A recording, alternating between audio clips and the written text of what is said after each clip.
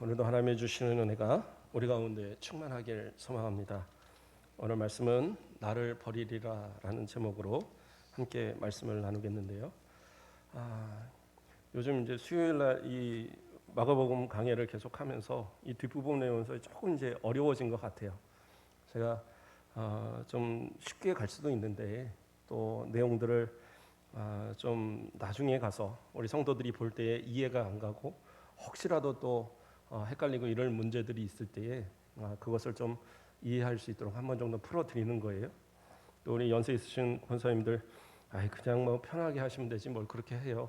그럴 수도 있지만 또 모르고 있는 것보다는 아는 것도 좋잖아요. 그래서 조금은 어려운 부분들이 있을 수 있습니다. 오늘도 조금 제 고민하면서 그냥 쉽게 넘어갈까 하다가 좀 나오는 부분들이 있어요. 그래서 그런 부분도 조금 살피고 또 오늘 권사님 기도하신 대로 또 어떤 말씀이 주어지든지 또 이 말씀 안에서 주님의 말씀하시는 은혜가 무엇인지 또 깨달아하는 그런 은혜의 시간 되길 주님의 이름으로 축복드립니다. 예수님께서 제자들과 이제 유월절 만찬을 마치시고 거기서 여러 말씀들을 하셨습니다. 그 여러 말씀들을 하시고 또 그리고 이 유월절 만찬을 끝낸 뒤에 곧 제자들을 데리고 감난산으로 가셨어요. 그래서 감난산에서 겟세마네 동산에서 기도하시는 그러한 이제 이야기로 이어지는데 그 유월절 만찬이 끝나고 감난산으로 가는 가운데에 오늘 본문의 이야기가 거기서 나오게 되는 거예요. 27절 말씀을 보면 예수께서 제자들에게 이르시되 이렇게 얘기가 나오는데 그 앞서서 26절에 뭐라고 나와요? 이에 그들이 찬미하고 감난산으로 가니라. 그러니까 이 내용을 보면 유월절 만찬을 마치고 그 다음에 감난산으로 가서 이 말씀을 하신 것처럼 이렇게 보여져요. 그러나 그건 아닙니다. 이거와 이제 이 부분이 조금 어려운 부분이에요. 그래서 이 부분이 조금은 어렵을 수 있습니다. 뭐가 어렵냐? 이 사복음서에서 각각 이야기하는 그 시간이 조금 틀려요. 시간도 틀리고 그 의도가 좀 다릅니다. 그래서 이것을 어떻게 적용할 것이냐, 어떻게 이해할 것이냐라는 것을 우리가 조금 살펴볼 필요가 있어요. 자, 여기 이 부분에 있어서는 그렇게 어려운 얘기가 아닙니다. 그렇죠? 그들이 찬미하고 감난산으로 가니라. 그 다음에 뭐예요? 예수께서 제자들에게 이르시되, 그리고 이 말씀이 쭉 이어진 다음에 32절부터 그들이 겟세마네라는 곳의 이름에 이렇게 나옵니다. 자, 그러면 26절에서 감난산으로 가니라 하니까 감난산에서 말씀하신 것처럼 보이지만 32절에서는 분명히 뭐라고 해요? 그들이 겟세마네라 하는 곳의 이름에 예수께서 제자들에게 이르시되 하면서 겟세마네라 하는 그 감난산에 있는 겟세마네라 하는 그 동산 발음이 이렇게 자꾸 새네요. 겟세마네라고 하는 그 동산에 이렇게 이르러서 또 이제 이야기가 시작돼요. 그러면 이 말씀은 뭐예요? 지금 우리가 읽었던 본문의 내용은 그 감난산으로 가는 도중에 바로 이 겟세마네에 도착하기 전에 그 사이에 있었던 이야기가 되는 거예요. 그런데 이와 동일하게 마태복음에서도 마찬가지로 마태복음에 보면 마태복음 26장 30절에 이에 그들이 찬미하고 감난산으로 나아가니라 이렇게 말씀을 하고 또 뒤에서 마태복음 26장 36절에 보면 이에 예수께서 제자들과 함께 겟세마네라 하는 곳에 이르러 하면서 동일하게 나와요. 그래서 마가와 마태는 이 이야기가 베드로가 예수님을 부인하고 제자들이 예수님을 버리고 도망갈 것이라는 이 이야기가 바로 그 유월절 만찬이 끝난 뒤에 그곳을 떠나서 감난산으로 가는 도중에 바로 그러한 이야기가 있었던 것으로 그 이야기를 나눴던 것으로 그렇게 표현하고 있어요. 그런데 이제 문제는 뭐냐면 누가복음과 요한복음에 있어서는 그 내용이 전혀 틀려요. 그러면 어떻게 틀리느냐? 자, 누가복음에서의 이야기를 제가 다시 봉독해 드립니다.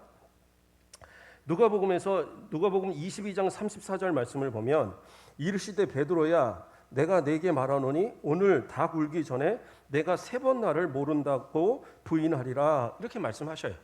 그 부분이 누가복음 22장 34절에 나오는데 누가복음 22장 39절 그러니까 그거보다 5절 뒤에서는 뭐라고 얘기하시냐? 예수께서 나가사 습관을 따라 감람산에 가심에 제자들도 따라갔더니 이렇게 나와요. 그 무슨 얘기예요? 예수님께서 유월절 만찬을 끝내시기 전에 이 이야기를 했다라고 얘기 나오고 있는 거예요. 그러면 이제 시간이, 자, 물론 이 구절을 딱 얘기한 이후에 바로 예수님께서 제자들을 데리고 가셨지만 그러면 그냥 바로 앞이나 뒤나 뭔 차이가 있겠습니까? 기억의 차이도 있을 것이고 이렇게 볼 수도 있잖아요. 그런데 요한은 또 전혀 달라요. 요한복음에서는 어떻게 나오냐면 요한복음 12장 요한복음 13장에 보면 13장 38절에 예수께서 대답하시되 내가 나를 위하여 내 목숨을 버리겠느냐? 내가 진실로 진실로 내게 이르노니 닭 울기 전에 내가 3번 나를 부인하리라. 요한복음 13장 38절에서 이야기하십니다. 그러면 이 누가처럼 바로 그러면 그 다음에 예수님이 떠나가셨다 이렇게 얘기를 하셔야 되느냐? 그게 아니에요. 그 말씀, 그럼 예수님께서 그 제자들과 함께 이 유월절 만찬을 끝내고 가신 그 이야기가 언제 나오냐면 18장까지 넘어갑니다. 18장 1절에 가서 예수께서 이 말씀을 하시고 제자들과 함께 기드론 시내 건너편으로 나아가시니 그곳에 동산이 있는데, 그러면서 뭐예요? 18장 1절에 가서 그때서야 예수님께서 나아가요. 그러면 14장, 15장, 16장, 17장에 이르기까지 4장에 있어서 예수님의 말씀들이 쫙 나타나요. 천국에 대한 얘기도 하시고 또 여러 이야기들을 이제 예수님이 거기서 쭉 이야기를 하십니다. 그 예수님의 이야기가 쭉 끝난 뒤에 18장에 가서야 그때서야 제자들을 데리고 예수님께서 감람산으로 가셨단 말이에요.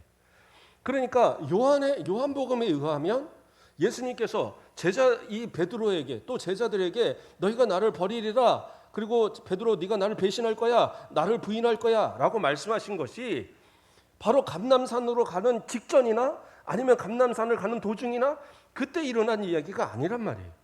언제 있었던 얘기예요? 한참 그 유월절 만찬이 끝나고 그 안에서 이제 이야기를 나누시는 가운데에 그 가장 거의 첫 번째, 거의 앞부분에 이 이야기를 하셨다라고 요한은 기록하고 있는 거예요. 자, 그러면 이제 이게 문제가 되겠죠. 그러면 왜 마태나 마가나, 누가는 요한과 이제 비슷한 이야기니까요. 그 전에라고 얘기를 했으니까 같은 얘기고, 그럼 마태나 마가는 왜 굳이 예수님께서 그 만찬에서 하신 이야기를 마치 그 동산으로 가는 길가에 그 도중에서 이야기한 것처럼 그렇게 이야기를 하고 있느냐? 이것이 이제 우리가 좀 난해한 부분이 되는 거예요. 그러니까 주석들에서도 대부분 그냥 넘어갔어요. 근데 한 군데에서만 이것을 좀 풀었더라고요. 뭐라고 표현을 했냐면 거기서는 마태나 마가가 나중에 거기서 삽입을 했다, 이런 식으로 표현을 했더라고요. 그러니까 이야기를 다 끝내놓고 이 이야기가 중요하니까 그 삽입할 만한 곳을 찾아서 거기다 넣었다라고 이야기를 하고 있어요. 이게 틀린 말은 아닌데 이것은 또 잘못된 이야기입니다. 뭐가 잘못된 이야기냐면 나중에 필요하니까 거기다 집어넣은 것이 아니에요. 앞서서 마태나 마가는 계속적으로 어떻게 했어요? 그 시간적 배열을 의도에 따라서 조금씩 바꿔갔어요. 그러니까 이것은 의도를 명확하게 가지고 한 것이지 내가 생각해 보니까 이거 빼먹었네 하고 집어넣은 그런 이야기가 아니란 말이에요. 자, 이 다음에 이어지는 이야기에 대해서 우리가 생각을 해봐야 돼요. 그 다음에 이어지는 이야기가 뭡니까? 예수님께서 겟세마네 동산에서 기도하셨어요. 기도하시고 나서 그 대제사장이 보낸 그 무리들, 가룟 유다가 이제 그 예수님이 있는 곳을 알려주면서 그 가룟 유다가 그 무리들을 데리고 와서 예수님을 잡아갔잖아요. 잡아가고 예수님께서 그 고초를 당하실 때, 대제사장의 그 집에 있는 뜰에서 고초를 당하실 때 그 뜰에 있던 베드로가 예수님을 부인합니다. 예수님을 부인하고 그 다음에 이제 예수님께 고초를 당하시고 십자가를 지시고 그리고 이제 죽으셨다가 부활하시는 그 장면으로 이렇게 쭉 연결이 되는 거예요. 그러니까 마태나 마가는 이 예수님의 부인에 대한 또 나를 버리리라는 이 말씀이 연결되도록 만든 거예요. 그 요한처럼 자세하게 예수님께서 하셨던 말씀을 그 말씀에 더 의도를 가지고 중심을 가지고 예수님께서 하셨던 말씀을 시간에 따라서 배열하면서 그 안에서 어떤 의도를 예수님의 의도를 전하려고 한 것이 아니라 마태나 마가의 입장에서 뭐냐? 예수님의 십자가 또 예수님의 부활하심과 연결해서 제자들이 예수님을 부인할 것을 예언하시고 그것이 성취되고 그리고 연이어서 예수님이 돌아가시고 또 부활하시는 이 장면을 쭉 하나의 그림으로 연결하고자 하는 의도를 가진 겁니다. 그러니까 이것은 분명한 의도를 가지고 쓴 것이기 때문에 이거는 오류가 아니에요. 뭐 나중에 첨가하거나 이런 개념이 아닙니다. 그러니까 이렇게 생각하면 성경을 잘못 이해하는 거예요. 그래서 예수님의 그 말씀이 바로 겟세마네 동산과 그 다음에 베드로의 부인으로 또 제자들이 다 도망가는 그 사건으로 바로 연결되어지도록 그렇게 한 거예요. 그러나 이제 요한과 같이 그냥 그 있는 시간의 배열대로 그 한참 앞서의 내용에 이 예수님의 베드로가 부인할 것에 대한 예언을 거기다가 집어넣어 버리니까 뒤에 말씀을 쭉 이렇게 읽어온 이 독자가 그 다음에 말씀에 겟세마네 동산에서의 이 이야기를 볼 때쯤이면 이미 베드로에 대한 예언은 잊어버리고 있단 말이에요. 그러니까 우리가 그렇잖아요. 예, 우리가 지난주에 설교한 내용 아세요? 잘 모르시죠? 이게 자꾸 잊어버리게 되는 것처럼 그러니까 그 어떤 맥락을 놓치게 되는 수가 있단 말이에요. 근데 요한은 예수님의 말씀이 더 중요했기 때문에 말씀에 집중을 가지고 그것을 설명한 것이고 마태나 마가는 그 이방인이나 또 흩어진 유대인들 그리스도인들에게 정말 십자가와 연결된 그 모든 사건을 한눈에 보도록 이 사건을 중심으로 이것을 연결하고자 했기 때문에 그렇기 때문에 의도를 가지고 그 이야기를 뒤로 빼서 바로 이 겟세마네 동산과 6월절 만찬이 끝나는 그 시점 가운데다가 집어넣게 된 거예요. 그러니까 이렇게 이해를 하셔야 돼요. 그렇게 이해를 하게 되면 이 사복음서의 내용들이 다 이해가 되는 거예요. 예. 자, 그래서 마가는 지금 이 의도를 가지고 이야기하는데 그럼 어떤 말씀을 하셨는가? 오늘 이제 본문이 이야기가 되는 겁니다. 예수께서 제자들에게 이르시되 너희가 다 나를 버리리라 이렇게 말씀하고 계세요. 그런데 이 말씀은 뭐예요? 이는 기록된 바 내가 목자를 치리니 양들이 흩어지리라 하였음이라 이렇게 말씀하셔요. 그러니까 이 말씀은 뭐냐?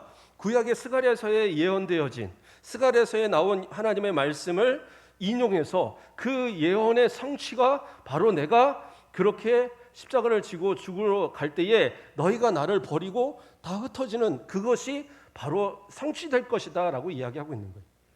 그런데 그때에 쭉 뒤로 넘어가서 29절에 뭐라고 합니까? 베드로가 여짜오되 다 버릴지라도 나는 그리하지 않겠습니다. 그리고 30절에 가서 31절에 가서 뒷부분에 가서 뭐라고 그래요? 모든 제자도 이와 같이 말하니라. 그래서 예수님께서 내가 잡힐 때에 너희가 나를 부인할 것이다. 이것은 너희가 나를 버릴 것이다. 이것은 성경에 예언된 것이다. 이렇게 얘기했는데 베드로는 아니요. 나는 예수님을 절대 버리지 않겠습니다. 그리고 제자들도 마찬가지로 동일하게 우리는 그렇게 버리지 않겠습니다. 이렇게 얘기한 거예요. 자, 이 이야기가 어떤 의미입니까? 그러니까 제자들이 예수님을 버리는 것. 물론 이것은 어떻게 보면 믿음 없는 행동이고 예수님에 대한 배신으로 여길 수 있어요. 그러나 예수님은 분명하게 그들에게 이야기하시는 건 뭐냐? 이것은 성경에서 이미 예언한 것에 대한 성취다라고 얘기하고 있는 거예요. 그러니까 너희가 나는 안 버릴 거예요. 나는 예수님 배반하지 않을 거예요. 다 예수님 버려도 나는 버리지 않겠습니다 라고 말한다고 해서 이것이 너희 힘대로 가능하다는 것이 아니라는 거예요. 그러니까 이것을 얘기하는 겁니다. 그러니까 성경에 이미 예언되어지고 그 예언의 성취로 이루어지갈 이 일에 있어서 내가 자신한다고 그래서 나는 특별하니까 나는 뭐 대단하니까 나는 뭐 충분히 나는 믿음이 있으니까 나는 이거 안 그럴 수 있어요. 그렇지 않다라는 거예요. 분명하게 너희가 나를 버리게 될 것이다. 그러니까 이거는 예수님께서 비관적으로 이야기하시는 게 아니에요. 예수님께서 야 니네들 내가 생각해 보니까 내가 이미 예견을 해보니까 너희는 나 버릴 거야. 이 나쁜 놈들 그렇게 3년을 가르쳤는데 니네 이룰 수 있어. 지금 이 이야기하는 게 아니에요. 오히려 희망을 주고 위로하는 거예요. 내가 성경에 예언된 대로 내가 분명히 잡힐 것이고 그때 가면 너희가 나를 버리게 될 거야. 이 이야기를 하는 겁니다. 근데 이것이 그래서 너희들이 나를 버리는 것이 아주 비관적인 이야기가 아니라 이것은 성경에서 예언되어진 것이기 때문에 낙심하지 말라고 미리 말하는 거예요. 낙심하지 말라. 사실 그렇지 않습니까? 예, 우리가 인생의 경험들을 쭉 많이 살아왔기 때문에 물론 우리 권사님들은 저보다 훨씬 더 많이 사셨고 우리 장로님도 훨씬 많이 사셨으니까 또 내가 알지 못하는 그런 인생의 경험도 있으시겠지만 어쨌든 저만 해도 한 뭐 50년 가까이 내 그 자녀들보다는 먼저 인생의 경험을 갖잖아요. 우리 권사님들 같은 경우에도 70년, 80년의 인생의 경험을 갖습니다. 그러다 보면 50보 100보인 경우들이 상당히 많아요. 젊은 사람들은 아니 나는 뭐 특별한 것 같고 나는 대단한 것 같고 막 이렇게 얘기를 하는데 이제 이제 시간을 지내온 우리 어른들 입장에서 보면 그맘땐 다 그렇지 뭐 그땐 다 그래 이런 얘기하면 뭐 꼰대 같고 뭐 어쩌고 그러고 이제 젊은 사람들 이야기합니다. 그러나 결국엔 그 인생 똑같이 살아요. 뭐가 그렇게 다르겠습니까? 인생은 유한하고 100년도 못된 인생 사는 건데 이 인생 동안에 일어나는 일들은 다 비슷비슷해요. 뭐 1년, 2년 차이가 있고 뭐 한 5, 6년 차이는 날 수 있어도 그때 느끼고 그때 고민하고 그때 갔던 생각들은 다 비슷비슷하거든요.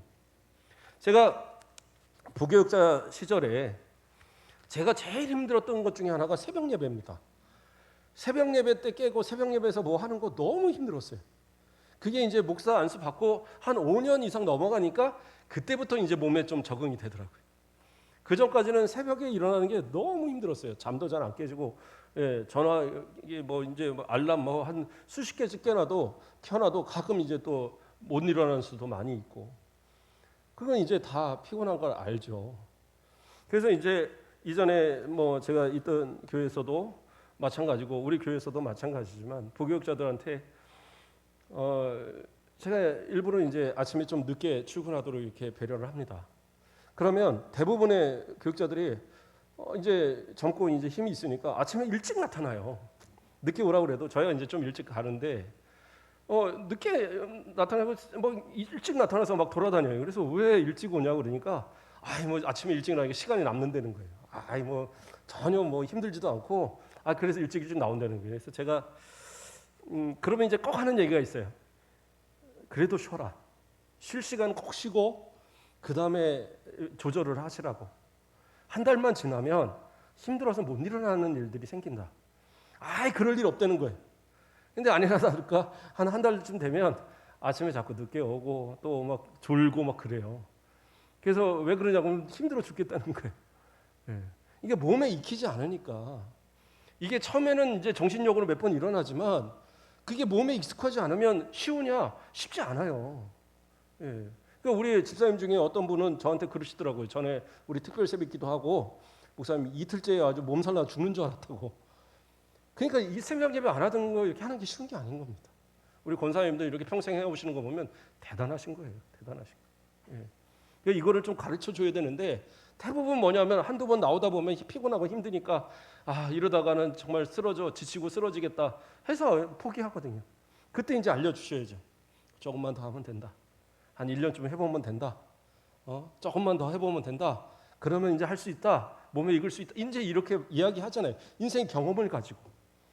저도 이제 그런 경험이 있기 때문에 이제 가르쳐 줄 수 있는 거고. 그러나 어떻게 해요? 당사자는 잘 몰라요. 그런 어떤 것에 대해서. 지금 내가 건강하고 지금 내가 힘이 있으니까 다 할 수 있을 것 같지만 이것이 인생에 있어서 길게 하는 일일수록 쉽지 않아요. 믿음 생활도 그런 것 같아요. 정신력으로 제가 못한다고 그랬죠. 정신력으로 할 수 있어요. 어느 정도는. 10년, 그것도 할 수 있더라고요. 한 20년도 하는 분들이 있어요. 근데 정신력으로 하는 것은 어느 순간 틀어지면 그때는 잃어버려요. 재산 하나 믿고 막 하던 분이 재산 날아가면 믿음 잃어버려요.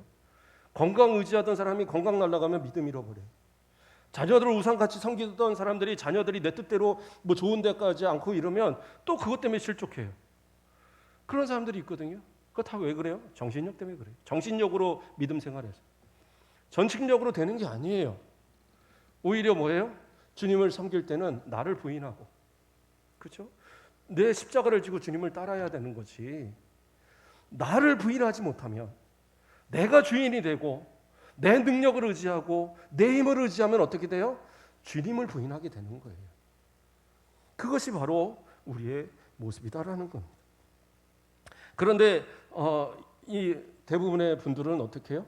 내가 내 힘 갖고 무엇인가를 할 수 있다라고 자꾸 생각하니까 그러니까 자꾸 실패하는 모습들이 나타나는 거예요.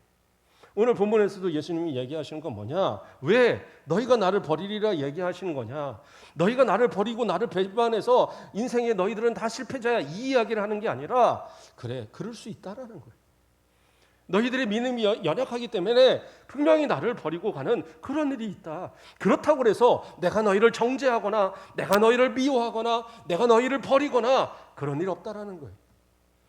이것은 구약에서 예언한 성취고 그리고 결국에는 너희가 돌아오게 될 것을 믿는다라는 거예요.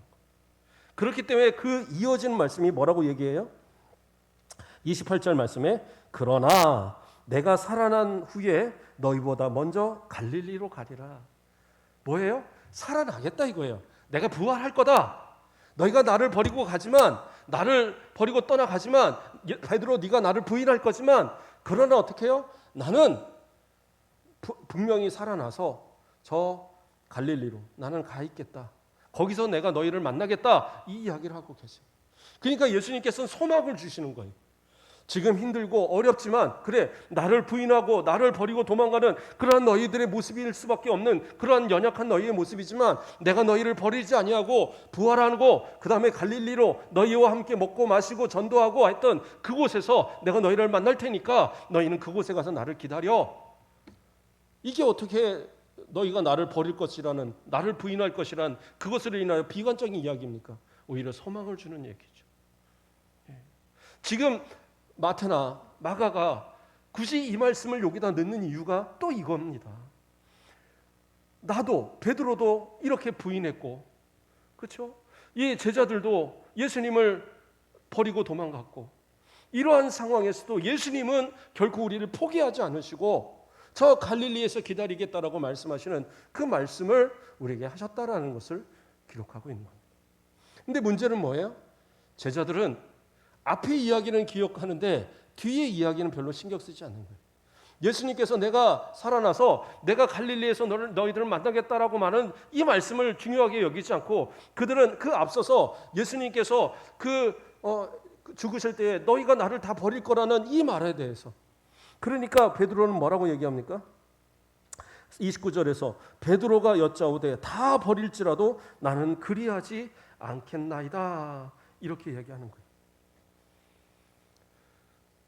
오히려 예수님께서 지금 말씀하시는 그 의미를 잘 이해를 못하는 거예요. 자신한다고 해서 신앙생활이 되는 것 아닙니다.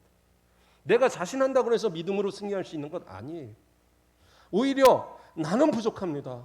나는 연약합니다. 나는 예수님 배반할지도 모르는 그러한 죄인입니다라고 고백할 때에 그것이 오히려 올바른 성도들의 모습이 되는 거예요. 저도 제가 어려서 신앙생활 하면서 저는 참 자신 있게 고백을 많이 했던 것 같아요. 저는 누군가 뭐 수련회나 이런 데 가서 뭐 이런 거 막 쓰는 이런 행사들이 있어요. 그러면 예수님을 위해서 죽을 수 있습니까? 그럼 다른 사람 다 고민할 때 저는 거기다 예 하고 다 썼어요. 오죽하면 무슨 은사 체크 뭐 이런 뭐 프로그램이 있었는데 그거 하니까 순교의 은사에서 저만 유일하게 나오더라고요. 다 죽는다고 답을 했더니 근데 사람이요 참 이 연약한 사람이구나. 제가 느끼는 게 뭐냐면 잃을 게 많아지니까 그 다음은 그 답을 못 하겠더라고요. 그렇지 않겠어요? 결혼을 하니까 제 아내를 두고 아직 신혼 때고 뭐 이럴 때 지금도 뭐 아직도 뭐 이제 뭐 한 20년 살았나요? 이제 그러지만 그렇다고 그래서 지금 젊은 아내를 놓고 하나님께서 부르신다고 해서 가겠습니다 하고 딱 가봐요. 그다음부터 과부의 애 딸린 셋을 누가 데려다가 먹일 것이며 뭐 이런 걱정들 안 하겠습니까? 자녀들을 하나도 아니고 셋이나 낳아갖고 이 아이들이 아빠 없이 커가면 제가 아내한테 맨날 이제 옛날에 장난삼아 하는 얘기가 절대 새 아빠는 만들지 마 이제 농담삼아 그런 얘기도 하고 하는데 진짜 그런 걱정들이 생기니까 하나님 앞에 기도하는 게 바뀌더라고요. 하나님 저 이왕이면 길고 오래오래 주의 일 감당하는 그런 모습 되게 해주세요. 이 말이 바뀌더라는 거예요. 그렇다고 뭐 제가 주님을 위해서 안 살겠다는 건 아니니까 지금 주님 데려가셔서 좋습니다라고 했던 기도가 이게 점점 바뀌어가더라는 거예요. 이게 솔직한 얘기입니다. 솔직한 얘기. 우리 성도님들은 지금 저는 지금 부르셔도 아무 걱정 없이 전 갑니다. 우리 뭐 권사님들 같으면 그러실지 모르겠지만 그러나 인생에 아직 붙들고 있는 게 많으면 그렇죠? 우리 강성숙 권사님 같은 경우에 지금 하나님 부르신다면 아멘 하고 가겠어요? 예. 아직 붙들고 있는 우리 아이들이 있고 남편이 있는데 쉽지 않은 얘기입니다. 그런 것처럼 내가 자신에서 어떻게 하겠다? 이것은 참 어려운 얘기입니다. 그러니까 그것은 뭐예요? 자기를 부인하는 모습이 아니에요. 오히려 하나님 앞에 모든 걸 맡기는 거예요. 내 모든 삶의 주인이 하나님이시고 내가 죽든지 살든지 마시든지 뭐 먹든지 모든 삶의 주인이 하나님이시니까 하나님께 맡겨보는 거예요. 그래서 나를 뭐 더 이상 내가 이 땅에 하나님께서 있을 이유가 없다고 생각하면 데려가시는 것도 하나님의 뜻이고, 그러나 이 땅을 살게 하신다고 한다면 주님을 위해서 더 열심히 살아갈 수 있도록 그렇게 하시는 것도 하나님의 뜻인 거고, 내게 주어진 이 시간, 내게 주어진 이 환경에서 최선을 다해서 하나님 영광 위해서 살아가는 것, 그것만 하는 것이 나의 본분이지, 내가 하나님 앞에 하나님 저는 이거 할 거예요, 하나님 영광을 위해서 이거 하겠습니다 할 수 있는 게 없잖아요. 그런데 내가 뭘 하겠다고 얘기하겠어요? 제가 대통령이 돼야지만 이 나라를 그럼 대통령 안 되면 어떡하겠어요? 그렇지 않겠어요? 내가 뭐 장로가 되면 뭐를 하겠습니다. 장로님 아무나 하나요? 예, 평생 가도 못하는 분들은 못하는 거잖아요. 시간 된다고 하는 게 아니니까. 무슨 교회가 시간 된다고 승진하는 거 아니잖아요. 그러니까 내가 내 힘 갖고 뭘 하겠다라고 말하지 마세요. 오히려 하나님께서 필요하신다면, 나를 쓰신다고 한다면 어떤 것이라도, 가장 연약한 자리든 가장 존귀한 자리든 어느 곳에든지, 그렇죠? 우리가 디모데 후서 이렇게 보면서 말씀했던 것처럼, 예, 주님이 쓰시고자 하는 깨끗한 그릇, 주님이 쓰시고자 하는 그러한 준비된 그릇으로서 주님이 쓰시겠다면 드리는 그러한 믿음이어야지. 나는 결단코 나는 결국엔 어떻게 해요? 베드로가 그 말을 뭐 3일 4일 그것도 아니에요. 바로 하루도 못 지키고 바로 예수님을 부인하는 그러한 모습이 돼버렸잖아요. 그것이 우리의 인생의 모습이잖아요. 그러므로 내가 나를 부인해야지. 나를 부인하지 않고 나를 주장하면 예수님을 부인할 수밖에 없어요. 그러나 나를 진짜 부인하면 나는 아무것도 아닙니다. 나는 아무것도 아닙니다. 주님만이 나를 사용해 주세요. 그리고 하나님께 주님께 드리는 그 순간부터 어떻게 해요? 주님이 이끌어 가시는 거예요. 그러면 그때부터 내 십자가도 질 수 있고 주님의 뒤를 따를 수도 있는 거예요. 주님이 쓰시고자 하는 그러한 준비된 모습, 지금 나를 어떻게 쓰시고자 하는가, 이것을 내가 먼저 생각하는 그런 모습이 되어야 되는 거예요. 그러니까 베드로도 내가 주님을 버리지 않겠고, 내가 주님을 배반하지 않겠고, 나는 다른 사람 다 예수님 떠나도 나는 절대 떠나지 않겠고, 나는 결국에는 어떻게 해요? 예수님을 부인했어요. 그러나 그가 깨닫고 부활하신 주님을 만나고, 그리고 성령의 강림의 그 오순절 다락방의 역사를 체험한 이후에 그는 변화됐어요. 그리고 로마에서 그가 전승에 가면, 성경에 나오진 않지만 전승에 가면 뭐해요? 제가 어떻게 예수님 그 당하신 십자가에 똑바로 박힙니까? 저 거꾸로 박아주세요. 그래서 거꾸로 매달려 죽었다라는 그런 일화가 있잖아요. 그리고 이 베드로의 초상화, 제가 찾아봤는데 꼭 그렇지는 않더라고요. 근데 어떤 초상화에 보면 여기가 이렇게 줄이 가 있는 게 있어요. 줄이 가 있는. 그 초상화 왜 그렇게 그리냐? 거기 이제 그런 것에 설명이 나오는데, 베드로가 또 이 빗소리가 배경으로 이렇게 쫙 깔아주죠. 베드로가 닭이 울 때마다, 새벽이면 일어나서 닭이 울 때마다 예수님 부인했던 것, 그게 너무나도 마음에 맺혀서, 그게 너무 슬퍼서 계속 눈물이 펑펑 흐르다 보니까 이 눈물골이 만들어져 갖고, 그래서 항상 그 눈물 자국을 가지고 살았다, 이런 전설이 있어요. 그래서 베드로의 그림을 그릴 때 다 제가 안 그런 것도 분명히 봤기 때문에 제가 얘기하는 거예요. 다 그런 건 아닌데 실제로 그렇게 그린 그림들이 있어요. 눈물골을 이렇게 그림. 그러니까 그러한 내가 나를 부인하면 그때부터는 주님이 나를 사용하시는 거. 그러나 내가 나를 부인하지 못하면 어떻게 해요? 그때부터는 나는 주님을 부인하는 그러한 존재가 되어줄 수 있다라는 거예요. 지금 이 본문에서는 그 이야기를 하고 있는 겁니다. 그런데 이 마가복음에 보면 다른 복음서에 없는 이야기가 하나가 추가가 됩니다. 어디 나오냐면 51절과 52절에 그런 말씀이 나와요. 뭐라고 나옵니까? 한 청년이 벗은 몸에 배 헌니부를 두르고 예수를 따라가다가 무리에게 잡힘에 배 헌니부를 버리고 벗은 몸으로 도망하니라. 이 이야기가 나와요. 이건 다른 복음서에는 안 나옵니다. 마가복음에만 나오는 이야기. 그러면 이 청년이 누구일까? 학자들은 보통 마가, 이 글을 쓴 마가로 봅니다. 이 성경에는 뭐 나오진 않지만 우리가 이제 보통 상식적으로 이야기할 때 예수님께서 그 최후의 만찬을 나누신 그 곳이 마가의 다락방일 것으로 이렇게 이야기합니다. 그러니까 마가의 어머니의 집이죠. 어머니의 집에 있는 다락방일 것으로 이렇게 추정을 해요.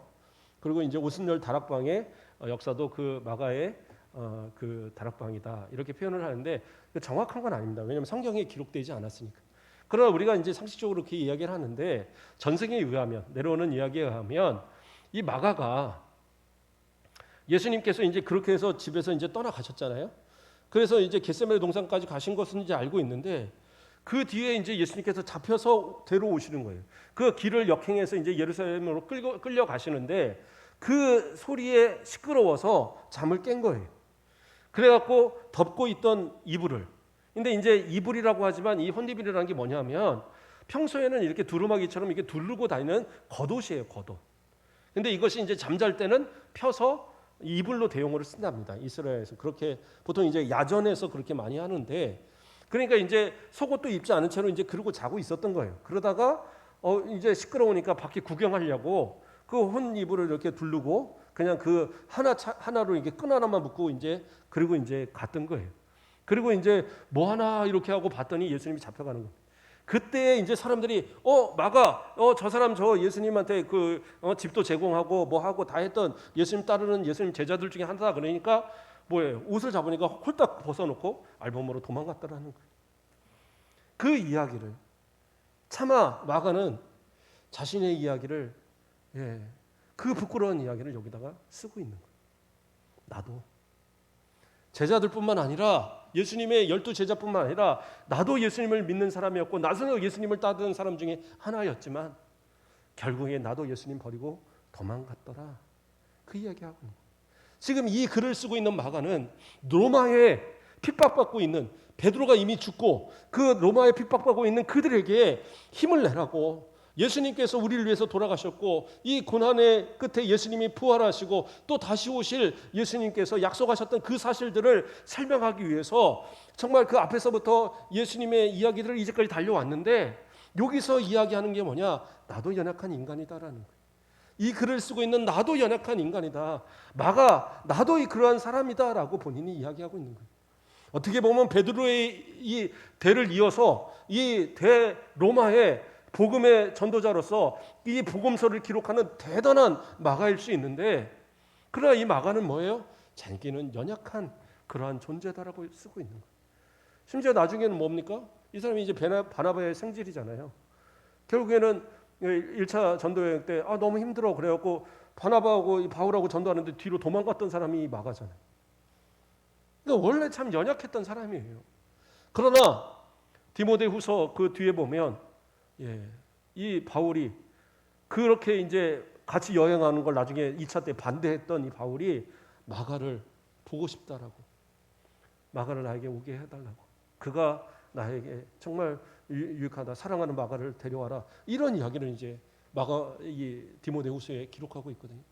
그러니까 마가는 참 그 변화의 모습들을 그 자기를 버리지 못할 때에 예수님을 버리고 도망갔던 그러한 자신의 모습을 여기다 기록하면서 나도 그러한 모습이었다. 그러나 내가 다시 예수님을 부인하지 않고 나를 부인할 때에 나도 지금 이렇게 복음을 위해서 목숨을 걸고 지금 이 복음서를 쓰고 있는 이 모습 아니냐 이것을 이야기하고자 하는 거예요. 저 여러분도 마찬가지입니다. 인생을 살아오면서 이제까지 어떠한 모습으로 사람들에게 보여왔습니까? 신앙인으로서 정말 나는 오래 신앙생활 해왔으니까, 나는 권사니까, 장로니까, 목사니까, 집사니까, 나는 그러니까 나는 충분히 존경받을 만해, 이러한 모습입니까? 아니요.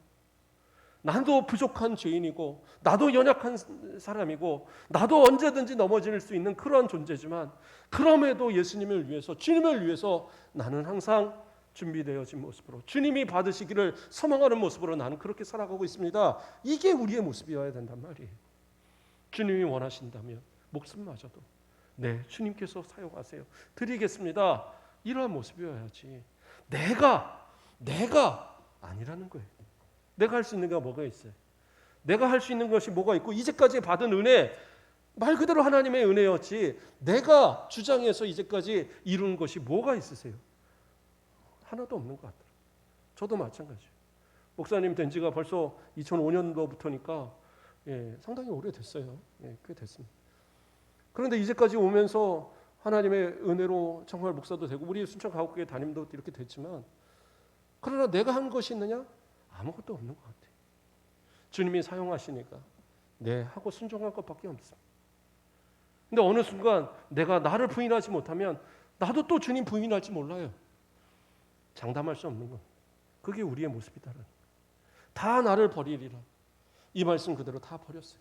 다 예수님 떠나가 버렸어요. 심지어 베드로는 어떻게 합니까? 예수님 잡히셨을 때 뭐라고 얘기해요? 예수님의 뭡니까? 대제사장의 종이 와서 저 사람 예수님과 함께하던 무리다. 그러니까 예수님 부인해요. 아니다, 나는 아니다. 그리고 또 이야기하니까 예, 절대 아니다. 그리고 30절에 가서 예수께서 이르시되, 죄송합니다. 쭉 넘어가서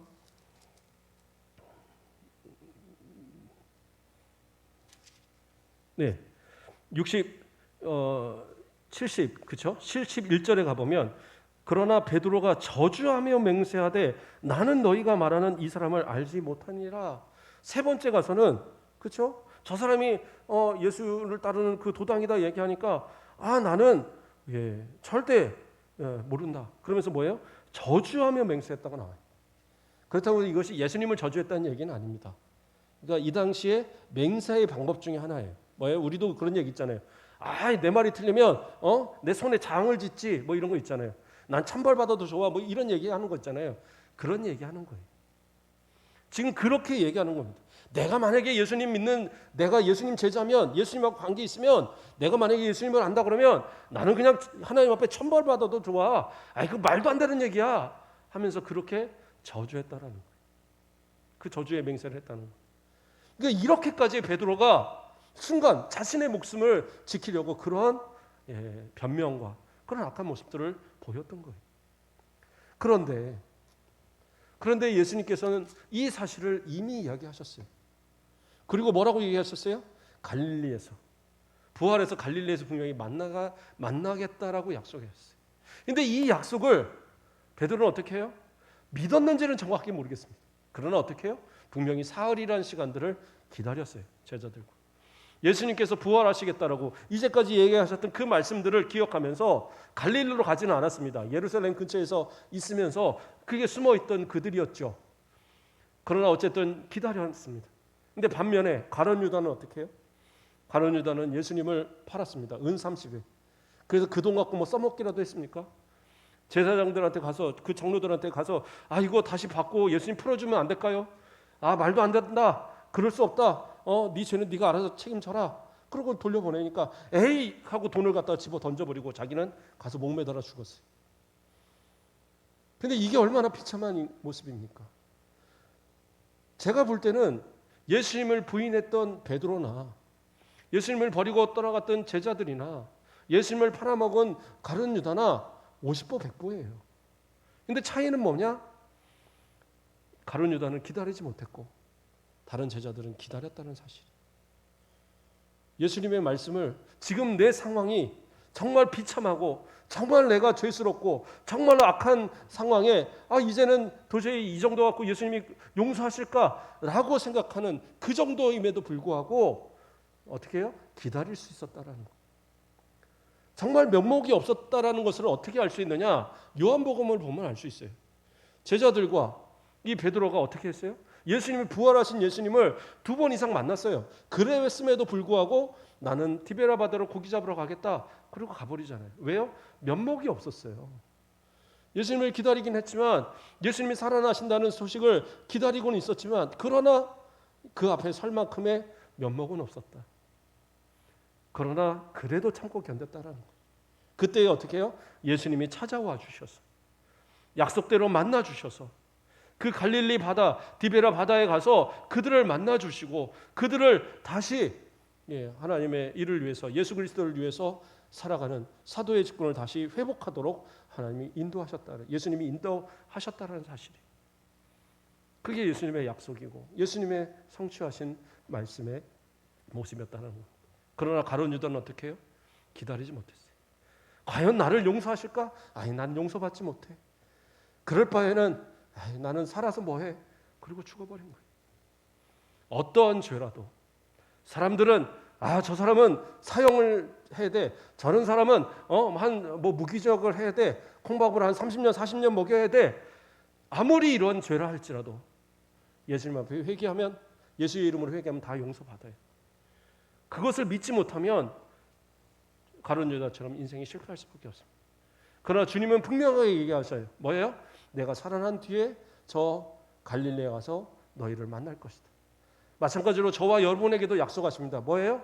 주님 마지막 날에 오셔서, 가신 그대로 오셔서 우리를 만나 주실 것이라고 분명히 약속하고 계세요.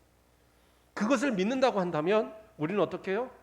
어떠한 상황에서도, 베드로처럼 예수님을 부인하는 일이 있어도, 제자들 예수님을 버리고 도망가는 일이 있어도, 마가처럼 그 옷 벗어놓고 겨우 자기 목숨만 구하며 도망가는 그러한 모습이 될런지 몰라도, 그래도 끝까지 견디고 주님을 기다리는 저와 여러분은 분명히 구원을 받고, 또 어떠한 죄라도 용서함 받고, 결국에는 저 영원한 천국의 영생을 누리는 복 가운데 있을 수 있다는 사실.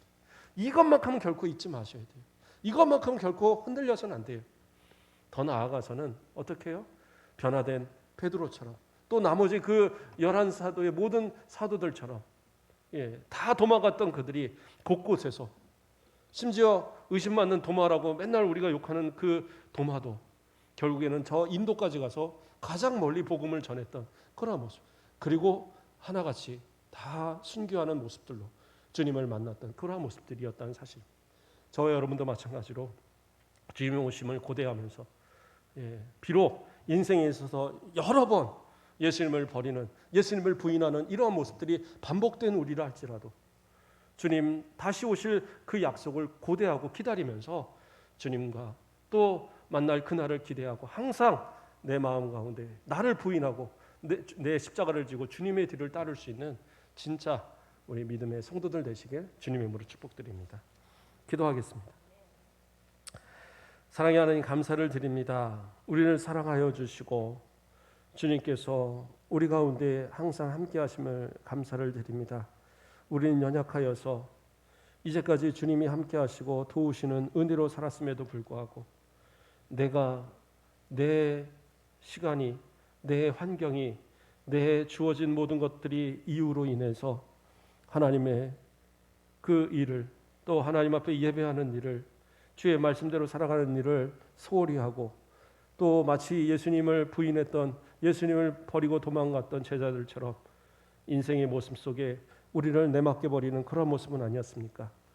이 시간 주님 앞에 다시 마음을 돌이키고 회개하고 부활하신 주님을 만난 제자들처럼 다시 돌이켜 주님을 위하여 십자가에 지고 또 여러 가지 모습으로 순교했던 제자들처럼 우리 남은 인생은 오직 주를 위하여서, 주님의 나라를 위해서, 주님 오실 그때를 고대하면서 오직 주님께서 쓰시는 복된 우리 성도들의 모습, 주님께서 원하시는 삶의 모습을 살아가는 우리 성도들 되도록 인도하여 주시옵소서. 삶의 모든 부분에 주님께서 온전히 동행하시고 성령께서 우리의 삶을 지도하여 주시옵소서. 감사합니다. 예수 그리스도의 이름으로 기도드립니다. 아멘.